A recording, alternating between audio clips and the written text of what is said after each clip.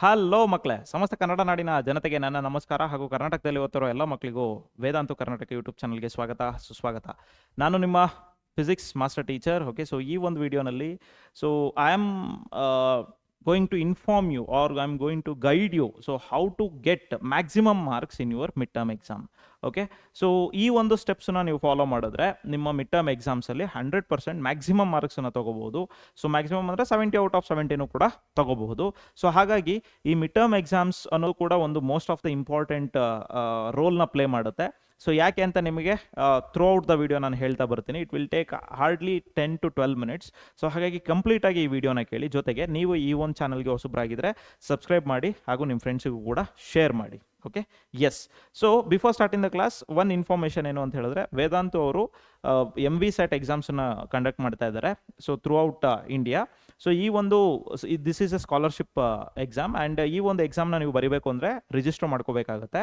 So register ಮಾಡ್ಕೊಳ್ಳೋದು ತುಂಬ easy. Description ಬಾಕ್ಸ್ಗೆ ಹೋದರೆ ನಿಮಗೆ ಅಲ್ಲಿ ಡಿಸ್ಕ್ರಿಪ್ಷನ್ ಇದರಲ್ಲಿ ಬಾಕ್ಸ್ನಲ್ಲಿ MVSAT ಅನ್ನೋ ಒಂದು ವರ್ಡ್ ಇದೆ, ಅದರ ಎದುರುಗಡೆ ಒಂದು ಲಿಂಕ್ ಸಿಗುತ್ತೆ. ಸೊ ಆ ಲಿಂಕ್ ಮೇಲೆ ಕ್ಲಿಕ್ ಮಾಡಿದ್ರೆ you will be entering in to the registration page.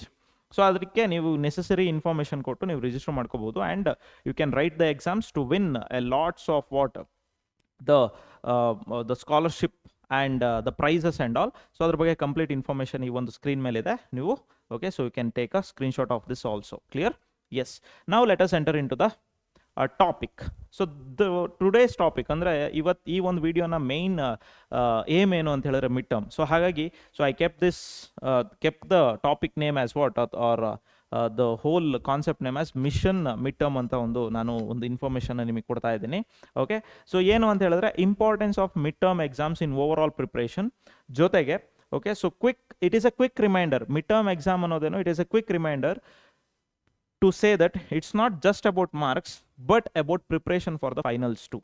Okay, not only ಬರೀ ಮಾರ್ಕ್ಸ್. ಈಗ ಮಿಡ್ ಟರ್ಮ್ ಎಕ್ಸಾಮಲ್ಲಿ ಬಂತು, ಒಂದು ಎಕ್ಸಾಮ್ ಮಾರ್ಕ್ಸ್ ತೊಗೊಂಡೆ ಅದಕ್ಕೋಸ್ಕರ ಓಕೆ ಅದಕ್ಕೆ ಮಾತ್ರ ಸೀಮಿತವಾಗಿರಬಾರ್ದು. Instead so it is like a preparation for your final exam also to get good marks. ಯಾಕೆ ಸರ್ ಗುಡ್ ಮಾರ್ಕ್ಸ್, ಒಳ್ಳೆ ಮಾರ್ಕ್ಸ್ ತೆಗಿಬೇಕು ಫೈನಲ್ ಎಕ್ಸಾಮಲ್ಲಿ ಅಂದರೆ ಬಿಕಾಸ್ CET-ನಲ್ಲಿ 50% ಬೋರ್ಡ್ ಎಕ್ಸಾಮ್ಸಿನ ಮಾರ್ಕ್ಸ್ ತೊಗೊಳ್ತಾರೆ, ಇನ್ 50% CET ರ್ಯಾಂಕಿಂಗಲ್ಲಿ CET-ಲಿ ಬರುವಂತಹ ಮಾರ್ಕ್ಸನ್ನು ಕನ್ಸಿಡರ್ ಮಾಡ್ಕೊಳ್ತಾರೆ. Okay, yes. ಸೊ ಹಾಗಾಗಿ it is a preparation for your final exam. Okay, S.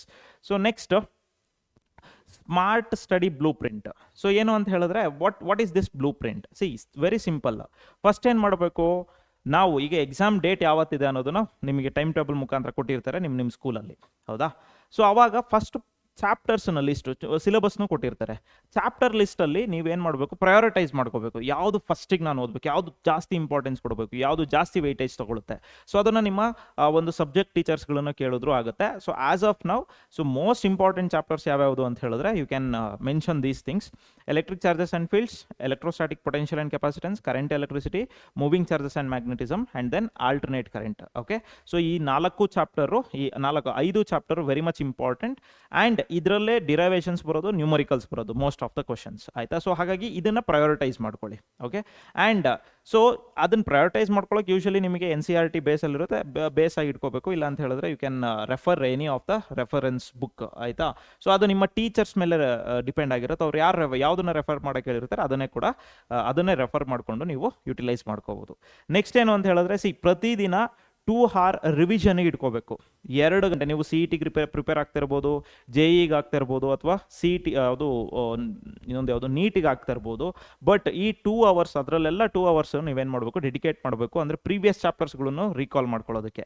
FA1ಗೆ already ಆ ಚಾಪ್ಟರ್ಸ್ಗಳಿರುತ್ತೆ, ಅದನ್ನು FA1ಗೆ ಓದಿರ್ತೀರಾ, ಸೇ ಫಾರ್ ಎಕ್ಸಾಂಪಲ್ ಫಸ್ಟ್ 3 ಚಾಪ್ಟರ್ಸ್. ಸೊ ಅದಾದಮೇಲೆ ಈಗೇನು ಈ ಒಂದು ಮಿಡ್ ಟರ್ಮ್ ಎಕ್ಸಾಮ್ಸಿಗೆ ಆ ಚಾಪ್ಟರ್ಸ್ ಕೂಡ ಇನ್ಕ್ಲೂಡ್ ಮಾಡಿರ್ತಾರೆ, ಆಯ್ತಾ? ಓವರ್ ಆಲ್ 7 ಚಾಪ್ಟರ್ಸ್ ಇರುತ್ತೆ. ಆ 7 ಚಾಪ್ಟರ್ಸಲ್ಲಿ ನೀವೇನು ಅದಕ್ಕೆ ಟೈಮ್ ಕೊಡಬೇಕು ಅಂದರೆ ನೀವು ಮಿನಿಮಮ್ ಅಂದರೂ 2 hour ರಿವಿಷನ್ ಇಟ್ಕೋಬೇಕು, ಜೊತೆಗೆ 1 hour ಪ್ರಾಕ್ಟೀಸ್, ಆಯಿತಾ? ಸೊ ಈ 3 hours ನೀವು ಓವರ್ ಆಲ್ 24 hours ಹೇಗಾದರೂ ನೀವು ಮ್ಯಾನೇಜ್ ಮಾಡಿಕೊಂಡು you have to maintain this time balance, ಆಯಿತಾ? Okay, next avoid starting brand new topics. ಹೊಸ ಟಾಪಿಕ್ಸ್ಗಳನ್ನು, ಅಂದರೆ ಯಾವುದೋ ಒಂದು ಟಾಪಿಕ್ ಗೊತ್ತಾಗಲಿಲ್ಲ ನನಗೆ ಅಂತ ಹೇಳಿದ್ರೆ ಅದ್ರ ಟಾಪಿಕ್ ಮೇಲೆ ಜಾಸ್ತಿ ಟೈಮ್ ವೇಸ್ಟ್ ಮಾಡುವಂಥ ಅವಶ್ಯಕತೆ ಈಗ ಇಲ್ಲ.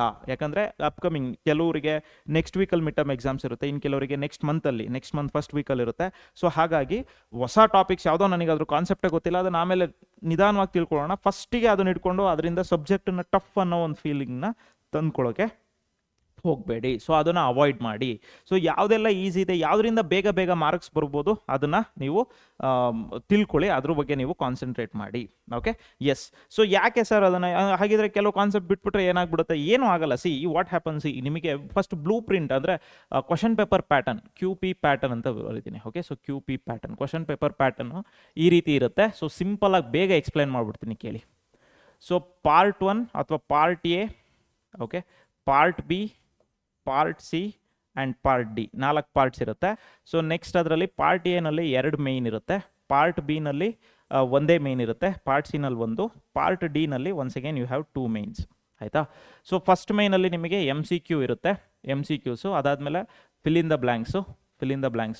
ಸೊ ನೆಕ್ಸ್ಟು 2 ಮಾರ್ಕ್ಸ್ ಕ್ವಶನ್ಸ್ ಇರುತ್ತೆ. ಅದಾದ ಪಾರ್ಟ್ ಸಿನಲ್ಲಿ 3 ಮಾರ್ಕ್ಸ್ ಕ್ವಶನ್ಸ್ ಇರುತ್ತೆ. ಓಕೆ, ಹಿಯರ್ 5 ಮಾರ್ಕ್ಸ್ ಡಿರೈವೇಷನ್ಸ್ ಇರುತ್ತೆ, 5 ಮಾರ್ಕ್ಸ್ ನ್ಯೂಮರಿಕಲ್ಸ್ ಇರುತ್ತೆ, 5 ಮಾರ್ಕ್ಸ್ ಡಿರೈವೇಷನ್ಸ್, 5 ಮಾರ್ಕ್ಸ್ ನ್ಯೂಮರಿಕಲ್ಸ್ ಇರುತ್ತೆ. ಎಲ್ಲ ಶಾರ್ಟ್ ಫಾರ್ಮಲ್ಲಿ ಬರೆದಿದ್ದೀನಿ ನಾನು. ಆಯಿತಾ? ಓಕೆ, ಸೊ MCQs ನಿಮಗೆ 15 MCQs ಇರುತ್ತೆ. ಇದರಲ್ಲಿ ಏನು ಚಾಯ್ಸಸ್ ಇರಲ್ಲ, MCQನೇ ಚಾಯ್ಸಸ್ಸು. ಸೊ ಹಾಗಾಗಿ MCQs ಒಳಗಡೆ ಮತ್ತೆ ಚಾಯ್ಸ್ ಇರಲ್ಲ. ಸೊ ಹಾಗಾಗಿ fill in the blanks 5 questions ಇರುತ್ತೆ, ಇದಕ್ಕೂ ಕೂಡ ಆನ್ಸರ್ಸ್ ಅಲ್ಲೇ ಇರುತ್ತೆ, ಇದನ್ನು ಈಸಿಯಾಗಿ ಬರೆದು ಬಿಡ್ಬೋದು. ಸೊ 2 ಮಾರ್ಕ್ಸ್ ಕ್ವಶನ್ಸಲ್ಲಿ ನಿಮಗೆ 8 ಕ್ವಶನ್ಸ್ ಇರುತ್ತೆ, out of which you have to write 5 questions. ಆಯಿತಾ? ಸೊ 5 ಕ್ವಶನ್ಸಿಗೆ ಒಂದೊಂದು ಕ್ವಶನಿಗೆ 2 ಮಾರ್ಕ್ಸ್ ಅಂದರೆ 10 ಮಾರ್ಕ್ಸ್ ಆಯಿತು. ಸಿ ನಿಮಗೆ ಇಲ್ಲಿ 2 ಮಾರ್ಕ್ಸಲ್ಲಿ ಆಪ್ಷನ್ಸ್ ಬರುತ್ತೆ ನಿಮಗೆ, ಆ್ಯಂಡ್ 3 ಮಾರ್ಕ್ಸಲ್ಲೂ ಅಷ್ಟೇ 8 ಕ್ವಶನ್ಸ್ ಇರುತ್ತೆ, 5 ಕ್ವಶನ್ಸ್ ಬರೀಬೇಕು, 3 marks which is equal to 13. ಇದನ್ನು ಸಿ 5 - 2 ಬಗ್ಗೆ ಮಾತ್ರ, 5 × 2 5 × 3 ಬಗ್ಗೆ ಮಾತ್ರ ಇಲ್ಲಿ ರಿಸಲ್ಟ್ ಬರೀತಿರೋದು, ಈ ಮೈನಸ್ ಅಲ್ಲ ಇದು. Okay, yes. So don't get confused, ಇದು ಮೈನಸ್ ಅಲ್ಲ, ಇದು 8 ಕ್ವಶನ್ಸಲ್ಲಿ 5 ಕ್ವಶನ್ ಬರೀಬೇಕು. ಆಯಿತಾ? ಎಸ್. ಸೊ ಈಗ 5 ಮಾರ್ಕ್ಸ್ ಡಿರೈವೇಷನಿಗೆ ಬಂದರೆ you will be having 5 questions, out of which you have to write 3 questions, 5 marks. So total 15 marks ಬರುತ್ತೆ. ಆ್ಯಂಡ್ ನ್ಯೂಮರಿಕಲ್ಸಲ್ಲಿ 4 ಕ್ವಶನ್ಸ್ ಇರುತ್ತೆ, 2 ಕ್ವಶನ್ಸ್ ಬರೀಬೇಕಾಗುತ್ತೆ, 5 ಮಾರ್ಕ್ಸ್ ಇರುತ್ತೆ, 10. ಸಿ ನಾನು ಯಾಕೆ ಹೇಳ್ತಿದ್ದೀನಿ ಅಂದರೆ ಹೊಸ ಟಾಪಿಕ್ನ ನಾನು ಕಲೀಲಿಲ್ಲ ಅಂದರೆ ಅದಕ್ಕೆ ಟೈಮ್ ವೇಸ್ಟ್ ಮಾಡಿದ್ರೆ, because since you have choices, ಆ ಟಾಪಿಕ್ ಈ ಚಾಯ್ಸ್ ಒಳಗಡೆ ಏನಾದ್ರು ಬಂದರೆ ನೀವು ಸ್ಕಿಪ್ ಮಾಡ್ಬೋದು. ಸೊ ಹಾಗಾಗಿ ನಾನು ಆ ಒಂದು ಪಾಯಿಂಟನ್ನ ಹೇಳ್ಕೊಡ್ತಾ ಇದ್ದೀನಿ. Okay, S. ಯಾವುದೆಲ್ಲ ಟಾಪಿಕ್ಸ್ ಕ್ಲಿಯರಾಗಿ ಗೊತ್ತಿರುತ್ತೆ ಆ ಟಾಪಿಕ್ಸ್ಗಳನ್ನ ಬಹಳ ಚೆನ್ನಾಗಿ ಫಸ್ಟ್ ಕಲೀರಿ. ಅದಾದಮೇಲೆ ಗೊತ್ತಿಲ್ಲದಿರೋ ಟಾಪಿಕ್ಸನ್ನು ನೆಕ್ಸ್ಟ್ ಮತ್ತೆ with the help of lecturers ನೀವು ಅದನ್ನು ಕಲಿತಾ ಹೋಗ್ಬೋದು. Okay, yes. This is the question paper pattern. ಆಯಿತಾ? ಸೊ ನೆಕ್ಸ್ಟ್, ಸೊ ಈ ಒಂದು practice CPR, okay, that means concept clarity, practice ಮಾಡಬೇಕು, ಅದಾದಮೇಲೆ ರಿವೈಸ್ ಮಾಡಬೇಕು. ಸೊ ಈ ಒಂದು ಟಾಪಿಕ್ಸ್ಗಳನ್ನು ನೀವು ಅಂದರೆ ಈ ಒಂದು ಪ್ರೊಸೀಜರ್ನ ಫಾಲೋ ಮಾಡ್ತಾ ಬನ್ನಿ, 100% ನೀವು ಮ್ಯಾಕ್ಸಿಮಮ್ ಮಾರ್ಕ್ಸ್ನ ತೊಗೋಬೋದು. Okay, clear? Out of out marks ಕೂಡ ತೊಗೋಬೋದು. ಸೊ ಏನು ಅದರಲ್ಲೇನು, ಸಿ ರೀಡ್ ಕಾನ್ಸೆಪ್ಟ್ಸನ್ನು ರೀಡ್ ಮಾಡಬೇಕು, ಜೊತೆಗೆ ಶಾರ್ಟ್ ನೋಟ್ಸ್ ಮಾಡ್ಕೊಳ್ತಾ ಹೋಗಬೇಕು. ಓಕೆ, ಫಾರ್ಮುಲಾಸ್ಗಳನ್ನೆಲ್ಲ ಒಂದು ಸ್ಟಿಕ್ಕಿ ನೋಟ್ಸಲ್ಲಿ ಮೆನ್ಷನ್ ಮಾಡ್ತಾ ಹೋಗಬೇಕು, whichever the book that you are referring or ನೋಟ್ಸಲ್ಲಿ. Okay, so that is very much important. Next, so PYQ previous year question papers ಏನಾದರೂ ನಿಮ್ಮ ಸೀನಿಯರ್ಸಿಂದ ಸಿಕ್ಕಿದ್ರೆ ಅದನ್ನು ಯೂಟಿಲೈಸ್ ಮಾಡ್ಕೊಳ್ಳಿ. ಎಕ್ಸಾಂಪ್ಲರ್ ಕ್ವಶನ್ಸನ್ನು, ಎಕ್ಸಾಂಪ್ಲರ್ ಪ್ರಾಬ್ಲಮ್ಸನ್ನು ಬಿಡೋಕೆ ಹೋಗ್ಬೇಡಿ, ಅದರಿಂದನೇ ಕ್ವಶನ್ಸನ್ನು ಮೋಸ್ಟ್ ಆಫ್ ದ ಟೈಮ್ ಅವರು ಪಿಕ್ ಮಾಡೋದು. ಸೊ ಹಾಗಾಗಿ ಎಕ್ಸಾಂಪ್ಲರ್ ಕ್ವಶನ್ಸನ್ನು ಬಿಡಬೇಡಿ, ಅದನ್ನು ಸಾಲ್ವ್ ಮಾಡ್ತಾ ಹೋಗಿ. ಓಕೆ, ಸೊ ಅದಾದಮೇಲೆ ಸಾಲ್ವ್ ಮಾಡ್ಬೇಕಾದ್ರೆ ಏನಾದರೂ ಮಿಸ್ಟೇಕ್ಸ್ ಆದರೆ ಯಾವ್ಯಾವ ಟಾಪಿಕಲ್ಲಿ ಮಿಸ್ಟೇಕ್ ಮಾಡ್ತಿದ್ದೀರಾ ಅದನ್ನು ಕ್ಲಿಯರಾಗಿ ಅಬ್ಸರ್ವ್ ಮಾಡಿ, ಅದ್ರ ಮೇಲೆ ಸ್ವಲ್ಪ ಜಾಸ್ತಿ ಟೈಮ್ ಕೊಟ್ಟು ಅದನ್ನು ಕಲಿಯೋದಕ್ಕೆ ಟ್ರೈ ಮಾಡಿ. Next, so use flash cards, formula sheets for physics, chemistry and math. ಯಾವುದೇ ಸಬ್ಜೆಕ್ಟ್ ಆಗಲಿ you have to use these flash cards, ಅದೇ ಸ್ಟಿಕ್ಕಿ ನೋಟ್ಸ್ ಅಂತ ಹೇಳಿದ್ನಲ್ಲ ಅದನ್ನೇ ಕೂಡ ಯೂಸ್ ಮಾಡಬೇಕಾಗತ್ತೆ. ನೆಕ್ಸ್ಟ್, ಓಕೆ, ಸೊ ಹಾಗಿದ್ರೆ ಟಾಪರ್, ಫಾರ್ ಎಕ್ಸಾಂಪಲ್ ನಿಮ್ಮ ಕ್ಲಾಸಲ್ಲಿ ತುಂಬ ಟಾಪರ್ಸ್ ಇರ್ತಾರೆ, ಹೈಯೆಸ್ಟ್ ಮಾರ್ಕ್ಸ್ ತೆಗಿತಿರ್ತಾರೆ, ಅವ್ರದ್ದು ಒಂದು ಜನರಲ್ ಅವರ ಒಂದು ಥಿಯರಿ ಅಥವಾ ಅವರ ಒಂದು ಪ್ರಾಕ್ಟೀಸ್, ವೇ ಆಫ್ ಪ್ರಾಕ್ಟೀಸ್ ಹೇಗಿರುತ್ತೆ ಅಂತ ಹೇಳಿದ್ರೆ, C they will prioritise the NCERT questions. NCERT exemplar books ಅಥವಾ NCERT ಕ್ವಶನ್ಸ್ಗಳಿರುತ್ತಲ್ಲ ಹಿಂದ್ಗಡೆ ಎಕ್ಸಸೈಸ್ ಕ್ವಶನ್ಸು, ಅದನ್ನು ಪ್ರಯಾರಿಟೈಸ್ ಮಾಡ್ತಾರೆ. ಯೂಶ್ವಲಿ ಅದರಲ್ಲಿ ಬರುವಂತಹ ಕ್ವಶನ್ಸನ್ನು ಸಾಲ್ವ್ ಮಾಡ್ತಾ ಹೋಗಿರ್ತಾರೆ ಫಸ್ಟು. ಯಾಕೆಂದರೆ because most of the question directly R indirectly ಆ ಒಂದು ರೆಫರ್ಡ್ ಕ್ವಶನ್ಸ್ ಮೇಲೆ ಕೇಳ್ತಾರೆ. ಸೊ ಅದರಲ್ಲಿ ಅವರು ಏನೋ ಫೆಮಿಲಿಯರ್ ಆಗೋಗ್ಬಿಡ್ತಾರೆ. ಸೊ ಫೆಮಿಲಿಯರ್ ಆಗಿದ ತಕ್ಷಣ ಅದ್ರ ಮೇಲೆ ಯಾವ ರೀತಿ ಕ್ವಶನ್ ಟ್ವಿಸ್ಟ್ ಮಾಡಿ ಕೇಳಿದ್ರು ಅವ್ರು ಆರಾಮಾಗಿ ಆನ್ಸರ್ ಮಾಡ್ತಾರೆ. ಸೊ ಹಾಗಾಗಿ ಅವರು ಟಾಪರ್ ಆಗ್ತಾರೆ. ಸೊ ಅದನ್ನು ನೀವು ಕೂಡ ಫಾಲೋ ಮಾಡಿ, ಯಾರೇ ಆಗಲಿ, ಟಾಪರ್ಸ್ ಆಗಲಿ ಅಥವಾ ಆವ್ರೇಜ್ ಸ್ಟೂಡೆಂಟ್ಸ್ ಆಗಲಿ, ಯಾರೇ ಆಗಲಿ. ಸೊ ಇದನ್ನು ಫಾಲೋ ಮಾಡಿ, 100% ನಿಮಗೆ ಯುಟಿಲೈಸ್ ಆಗುತ್ತೆ. Next, so they will usually keep the formula sheet. Okay, so mathematics ಮತ್ತು ಫಿಸಿಕ್ಸ್ ರಿಲೇಟೆಡ್ಡು ಫಾರ್ಮುಲಾ ಶೀಟ್ಸನ್ನ ಅವರು ಯೂಸ್ ಮಾಡ್ತಾ ಇರ್ತಾರೆ. ಅಂದರೆ ಪ್ರತಿದಿನ ಅದನ್ನು ನೋಡೋ ರೀತಿ ಎಲ್ಲೋ ಒಂದು ಕಡೆ ಬರೆದಿಟ್ಕೊಳ್ಳೋದು, ಎಲ್ಲೋ ಒಂದು ಕಡೆ ಅದನ್ನು ಡೈಲಿ ರೀಕಾಲ್ ಮಾಡೋ ರೀತಿ ಆಗ್ತಾ ಇರುತ್ತೆ. ಸೊ ಯಾಕೆ ಅಂತ ಹೇಳಿದ್ರೆ ಅದನ್ನು ಮಾಡಿದ್ರೆ ನಿಮಗೆ ಫಾರ್ಮುಲಾಸ್ ಮರ್ತೋಗಲ್ಲ, ನ್ಯೂಮರಿಕಲ್ಸಿಗೆಲ್ಲ ತುಂಬ ಹೆಲ್ಪ್ ಆಗುತ್ತೆ. Next active recall, test yourself instead of just rereading. So ಸುಮ್ಮನೆ ಈಗ ಎಲ್ಲೂ ಅಷ್ಟೇ ಯೂಟ್ಯೂಬ್ ಕ್ಲಾಸಸ್ಗಳನ್ನು ನೋಡ್ತಿರಲ್ವಾ, ನೋಡಿದ ತಕ್ಷಣ ನಿಮಗೆಲ್ಲ ಕಾನ್ಸೆಪ್ಟ್ ತಲೆ ಒಳಗಡೆ ಹೋಯ್ತು ಅಂತಲ್ಲ, ಆಯಿತಾ. ಸೊ ಯೂಟ್ಯೂಬ್ ಕ್ಲಾಸಸ್ ನೋಡಿದ್ರು ಕೂಡ ಯಾವುದೇ ಒಂದು ಟಾಪಿಕ್ ಗೊತ್ತಾಗಲಿಲ್ಲ, ಯೂಟ್ಯೂಬ್ದಲ್ಲಿ ಯಾವುದೋ ಒಂದು ಚಾನಲಿಗೆ ಬಂದ್ವಿ, ನೋಡಿದ ತಕ್ಷಣ ನಿಮ್ಮ ತಲೆ ಒಳಗೆ ಹೋಗಬೇಕು ಅಂತೇನಿಲ್ಲ. ಅದು ನೋಡುವಾಗ ಅರ್ಥ ಆಗ್ತಾ ಇರ್ಬೋದು, ಅಥವಾ ಪಾಠ ಕೇಳುವಾಗ ಲೆಕ್ಚರರ್ ಪಾಠ ಮಾಡ್ಬೇಕಾದ್ರೂ ಅರ್ಥ ಆಗ್ತಾ ಇರ್ಬೋದು. ಬಟ್ ನೀವು ಪ್ರಾಕ್ಟೀಸ್ ಮಾಡಲಿಲ್ಲ ಅಂದರೆ, ನೀವು ರೀಡ್ ಮಾಡಲಿಲ್ಲ ಅಂದರೆ, ಆಯಿತಾ, ನೀವು ರೀಡ್ ಮಾಡಿ ಜೊತೆಗೆ ಅದರಲ್ಲಿ ನೀವು ಟೆಸ್ಟ್ ಮಾಡ್ಕೊಳ್ಳಿಲ್ಲ ಅಂದರೆ, ಈ ಒಂದು ಟಾಪಿಕ್ ನನಗೆ ಬರ್ತಾ ಇದೆಯೋ ಇಲ್ವೋ, ಗೊತ್ತಾಗ್ತಾ ಇದೆಯೋ ಇಲ್ವೋ ಅಂತ, ದೆನ್ ನೀವು ಖಂಡಿತವಾಗ್ಲೂ ಮ್ಯಾಕ್ಸಿಮಮ್ ಮಾರ್ಕ್ಸ್ ತೆಗೋದಕ್ಕೆ ಸ್ವಲ್ಪ ಕಷ್ಟ ಆಗ್ಬೋದು. Clear? Yes. So time bound practice, solve mock papers within 3 hours to build the speed. ಯಾಕೆಂದರೆ 3 hours ಮಾತ್ರ ಟೈಮ್ ಇರೋದ್ರಿಂದ, so you have to build that pace, ಸ್ಪೀಡನ್ನ, ಆಯಿತಾ. ಯಾವುದೋ ಒಂದು ಕ್ವಶನ್ ಸಾಲ್ವ್ ಮಾಡ್ತಾ ಇರ್ತೀರೋ ಅದ್ರ ಮೇಲೆ ಜಾಸ್ತಿ ಹೊತ್ತು ಟೈಮ್ ವೇಸ್ಟ್ ಮಾಡೋವಂಥ ಅವಶ್ಯಕತೆ ಇಲ್ಲ, ಆಯಿತಾ. ಇಲ್ಲ ಅಂತ ಹೇಳಿದ್ರೆ ಅದು ಅವಶ್ಯಕತೆ ಇಲ್ದಲೇ ಇರೋಕೆ ಹಾಕಬೇಕು ಅಂದರೆ ಏನು ಮಾಡಬೇಕು? You have to practise at least 1-2 question papers ಆದರೂ. ಅದಕ್ಕಿಂತ ಮುಂಚೆ ಮನೇಲಿ ಕೂತ್ಕೊಂಡು 3 hours ಒಂದೊಂದು ಕ್ವಶನ್ ಪೇಪರ್ ಸಾಲ್ವ್ ಮಾಡೋಕ್ಕಾಗ್ತಿದೆ ಅಂತ ನೋಡಬೇಕು. ಹಾಗೆ ಮಾಡಿದಾಗ ಏನಾದರೂ ಓಕೆ ಮಿಸ್ಟೇಕ್ಸ್ ಆಗಿದೆಯಾ ಕ್ವಶನ್ ಪೇಪರ್ಸಲ್ಲಿ, ಅದನ್ನೆಲ್ಲ ನೋಡಿಕೊಂಡು ಅದನ್ನು ರಿವೈಸ್ ಮಾಡಬೇಕು. Okay, yes, clear? Okay, next. So healthy mind, better marks, toppers balance study with short breaks. ಅಂದರೆ ಅರ್ಥ, ನಾಳೆ ಎಕ್ಸಾಮ್ ಇದೆ ಅಂದ್ಕೂಡಲೇ ಇವತ್ತು ರಾತ್ರಿ ಸಂಜೆ ಕಾಲೇಜಿಂದ ಬರ್ತಿದ್ದಂಗೆ ನಾಳೆ ಬೆಳಗ್ಗೆ ತನಕನೂ ಓದಿದ್ರೆ ಏನು ಯೂಸ್ ಆಗಲ್ಲ, ಆಯಿತಾ. ಯೂಸ್ ಆಗಲ್ಲ ಅಂತ ನಾನು ಹೇಳಲ್ಲ, because most of the times ತುಂಬ ನಾವು ಅದೇ ರೀತಿ ಮಾಡಿರ್ತೀವಿ. ಬಟ್ ಯೂಶಲಿ ಟಾಪರ್ ಹೇಗೆ ವರ್ಕ್ ಮಾಡ್ತಾ ಇರ್ತಾರೆ ಅಂದರೆ, if you want to become a topper, ನೀವು ಹೇಗೆ ವರ್ಕ್ ಮಾಡಬೇಕು ಅಂದರೆ, ಒಂದು ಪರ್ಟಿಕ್ಯುಲರ್ ಟೈಮ್ ಅಂದರೆ ಒಂದೊಂದು ಟಾಪಿಕ್ ಆದಮೇಲೆ ಶಾರ್ಟ್ ಬ್ರೇಕ್ ತಗೊಂಡು, ಆಯಿತಾ. ಬ್ರೇಕ್ ಲೆಕ್ಕದಲ್ಲಿ ನೀವು ವರ್ಕ್ ಮಾಡೋದಿರಬಾರ್ದು. ವರ್ಕ್ ಮಾಡಾದ್ಮೇಲೆ ಒಂದು ಶಾರ್ಟ್ 5 minutes 10 minutes ಬ್ರೇಕ್ ತಗೊಂಡು ಮತ್ತೆ ಮೈಂಡ್ ರಿಫ್ರೆಶ್ ಮಾಡ್ಕೋಬೇಕು, ಮತ್ತೊಂದು ಸಲ ಓದೋದಕ್ಕೆ ಕೂರಬೇಕು. Like this it has to be like a routine, ಆಯಿತಾ. ಸೊ ಇದಿಷ್ಟು ನೀವು ಮಿಡ್ ಟರ್ಮ್ ಎಕ್ಸಾಮ್ಸ್ ಇನ್ನೂ ಒಂದು ಮಂತ್ ಇದೆ ಅಂತ ಗೊತ್ತಾದಾಗಲೇ ಇದನ್ನು ಸ್ಟಾರ್ಟ್ ಮಾಡಿಬಿಡ್ಬೇಕು. ಓಕೆ, ಸೊ ಲಾಸ್ಟ್ ವೀಕಲ್ಲಿ ಏನು ಮಾಡಬೇಕು? Okay, last week action plan. So first day ಅಂದರೆ ಈಗ ನೆಕ್ಸ್ಟ್ ವೀಕ್, ಇವತ್ತಿಂದ 7 days ಆದಮೇಲೆ ನನಗೆ ಎಕ್ಸಾಮ್ ಇದೆ ಅನ್ನೋದಾದರೆ, okay, this plan you practice. So ಮೊದಲನೇದೇನು, ರಿವೈಸ್ ಫಾರ್ಮುಲಾಸ್. ಫಸ್ಟು ಸೆಕೆಂಡ್ ಡೇನಲ್ಲಿ ರಿವೈಸ್ ಫಾರ್ಮುಲಾ ರಿವೈಸ್ ಮಾಡಿ, ಡೆಫಿನೇಷನ್ಸ್ಗಳನ್ನು ರಿವೈಸ್ ಮಾಡಿ, ಶಾರ್ಟ್ ನೋಟ್ಸ್ 2 marks 3 marksಗೆ ಕ್ಲಿಯರ್ ಆಗಿಬಿಡಿ, ಆಯಿತಾ. ಸೊ ಡೇ 3 and 4 ಅದಾದಮೇಲೆ ಪ್ರೀವಿಯಸ್ ಇಯರ್ ಪೇಪರ್ಸು ಕ್ವಶನ್ ಪೇಪರ್ಸ್ಗಳನ್ನು, ಸ್ಯಾಂಪಲ್ ಪೇಪರ್ಸಲ್ಲಿ ಬರೋ ಕ್ವಶನ್ಸ್ಗಳು ಯಾವ್ಯಾದ್ರು ಇದ್ದರೆ ಅದನ್ನು ನೀವೇನು ಮಾಡ್ತಾ ಹೋಗಿ, ಸಾಲ್ವ್ ಮಾಡ್ತಾ ಹೋಗಿ. Next, revise weak areas, focus on frequently asked questions. ಅಂದರೆ ಈಗ ಪ್ರೀವಿಯಸ್ ಇಯರ್ ಕ್ವಶನ್ ಪೇಪರ್ಸಲ್ಲಿ ನೀವು ನೋಡ್ತಾ ಹೋದರೆ ಪದೇ ಕೇಳಿರುವಂಥ ಟಾಪಿಕ್ಸ್ ಅಥವಾ ಕ್ವಶನ್ಸ್ಗಳು ಇದ್ದೇ ಇರುತ್ತೆ, ಅದ್ರ ಮೇಲೆ ಫೋಕಸ್ ಮಾಡಿ. Okay, yes. ಸೊ ಅದಾದಮೇಲೆ ಡೇ 6 ಇನ್ನೊಂದು 2 ದಿನ ಇದೆ, ನಾಳೆ ನಾಡಿದ್ದು ಎಕ್ಸಾಮು ಅಂದಾಗ ಇವತ್ತೇನು ಮಾಡಬೇಕು, ಕೂತ್ಕೊಂಡು ಎಸ್ ನನಗೆಲ್ಲ ಕ್ವಶನ್ಸ್ ಎಲ್ಲ ಟಾಪಿಕ್ಸು ತಲೆ ಒಳಗಿದೆಯಾ, ಅದ್ರದ್ದು ರೀಕಾಲ್ ಆಗ್ತಿದೆಯಾ, ಕಾನ್ಸೆಪ್ಟ್ ಕ್ವಶನ್ ನೋಡಿದ ತಕ್ಷಣ ಅಥವಾ ವರ್ಡ್ ನೋಡಿದ ತಕ್ಷಣ ಆ ಟಾಪಿಕ್ಸ್ ರೀಕಾಲ್ ಆಗ್ತಿದೆಯಾ ಅಂತ ಕ್ರಾಸ್ ವೆರಿಫೈ ಮಾಡ್ಕೋಬೇಕು. Okay, yes. ಸೊ ಅದಾದಮೇಲೆ ಲಾಸ್ಟ್ ಡೇ ಏನಾಗಬೇಕು, ಲಾಸ್ಟ್ ಡೇ ಅಂದರೆ ನಾಳೆ ಎಕ್ಸಾಮ್, ಇವತ್ತು ರಾತ್ರಿ ನಾನು ಹೇಳಿದ್ನಲ್ಲ, ಆಯಿತು. ಇದಿಷ್ಟು ಏನು ಮಾಡ್ತೀವಿ ನಾವು, ನಾಳೆ ಎಕ್ಸಾಮು ಅಂದರೆ ಇವತ್ತು ಇದಿಷ್ಟು 1 week ಆ್ಯಕ್ಷನನ್ನು 7 hours ಆ್ಯಕ್ಷನ್ ಮಾಡಿಬಿಡ್ತೀವಿ ಮೋಸ್ಟ್ ಆಫ್ ದ ಟೈಮ್ಸ್, ಹೌದಾ.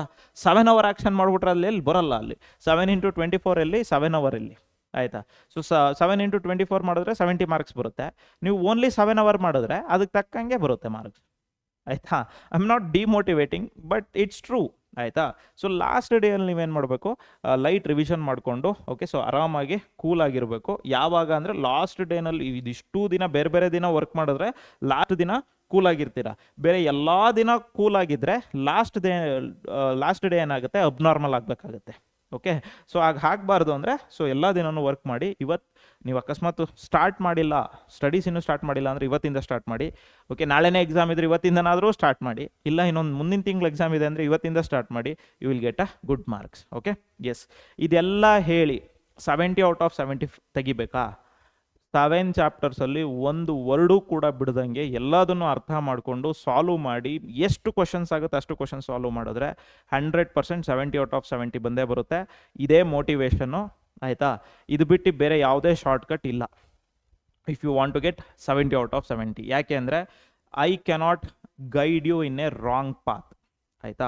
ಇಷ್ಟು ಮಾತ್ರ ಓದ್ಕೊಬಿಡಿ, ಅಷ್ಟರಲ್ಲೇ 70 ಹಂಗೆ ಹೇಳೋಕ್ಕಾಗಲ್ಲ. ಯಾಕಂದ್ರೆ ನಿಮ್ಮ ಕಾಲೇಜಲ್ಲಿ ಅಥವಾ ನಿಮ್ಮ ಒಂದು ಡಿಸ್ಟಿಕಲ್ಲಿ ಯಾವ್ಯಾವ ರೀತಿ ಪೇಪರ್ಸ್ ಬರುತ್ತೆ ಅಥವಾ ಬೋರ್ಡಿಂದ ಯಾವ ಪೇಪರ್ಸ್ ಬರುತ್ತೆ, no I am the wrong person to tell you that okay ಇದೇ ಬರುತ್ತೆ ಅಂತ ಹೇಳಿ. 70 ಔಟ್ ಆಫ್ 70 ಬೇಕಾ? 100% ಎಫರ್ಟ್ ಇರಬೇಕು, ಹಾರ್ಡ್ ವರ್ಕ್ ಇರಬೇಕು, ಜೊತೆಗೆ ಸ್ಮಾರ್ಟ್ ವರ್ಕು ಇರಬೇಕು, ನಿಮ್ಮ ಒಂದು ಡೆಡಿಕೇಶನ್ ಇರಬೇಕು. ಯಾವುದನ್ನು ಬಿಡಬಾರ್ದು. ಯಾವ ಕ್ವಶನ್ ಪೇಪರ್ಸ್ ಯಾವ ಸಿಕ್ಕಿದ question papers, sir mid term question papers ಸಿಗ್ತಾಯಿಲ್ಲ ಅಂದರೆ ಬೇಡ, final year previous year final year question papers ಇರುತ್ತಲ್ಲ ಅದನ್ನೇ ತಗೊಳ್ಳಿ. ಅದರಲ್ಲಿ ಮಿಡ್ ಟರ್ಮ್ ಸಿಲೆಬಸ್ ಏನೇನಾಗಿದೆ ಅದ್ರ ಪ್ರಕಾರ ಇರುವಂಥ ಕ್ವಶನ್ಸನ್ನು ಸಾಲ್ವ್ ಮಾಡ್ತಾ ಬನ್ನಿ. Okay, so there should not be any excuse. Okay, so yes, so these are the golden rules ಅಂತ ಹೇಳ್ಬೋದು that I provided you to apply all the chapters ಅಥವಾ all the subjects to get good marks, maximum marks. Okay, 70 out of 70 ಬರಬೇಕು ಅಂದ್ರೆ ideal case ಅದು. Ideal gas ಅಂತೀವಲ್ಲ, ಯಾರ ಜೊತೆನೂ react ಮಾಡ್ದಂಗೆ ಏನು ಇದು ಮಾಡ್ದಂಗೆ ಮ್ಯಾಕ್ಸಿಮಮ್ ಕೂತ್ಕೊಂಡು ಓದಬೇಕು, ಎಲ್ಲ ಕ್ವಶನ್ಸು ಓದಬೇಕು, ಯಾವುದನ್ನು ಬಿಡಬಾರ್ದು, 100% ಮಾರ್ಕ್ಸ್ ಬರುತ್ತೆ. ಕ್ಲಿಯರ್? ಎಸ್, ಐ ಹೋಪ್ ನಾನು ಈ ಒಂದು ವಿಡಿಯೋನಲ್ಲಿ ಹೇಳಿದ್ದು ನಿಮಗೆ ಇನ್ಫಾರ್ಮೇಟಿವ್ ಆಗಿದೆ ಅಂತ ಅಂದ್ಕೊಳ್ತೀನಿ. ಹಾಗೇನಾದ್ರು ಇತ್ತು ಅಂತ ಹೇಳಿದ್ರೆ ದಯವಿಟ್ಟು ನಿಮ್ಮ ಒಪಿನಿಯನನ್ನು, ನಿಮ್ಮ ಫೀಡ್ಬ್ಯಾಕನ್ನು ಕಮೆಂಟ್ ಸೆಕ್ಷನಲ್ಲಿ ಹಾಕಿ. ವಿಡಿಯೋ ಇಷ್ಟ ಆಗಿದ್ರೆ ಲೈಕ್ ಮಾಡಿ, ಜೊತೆಗೆ ಸಪೋರ್ಟ್ ಮಾಡಿ ಅಂತ ಕೇಳ್ತಾ ನಮಸ್ತೆ.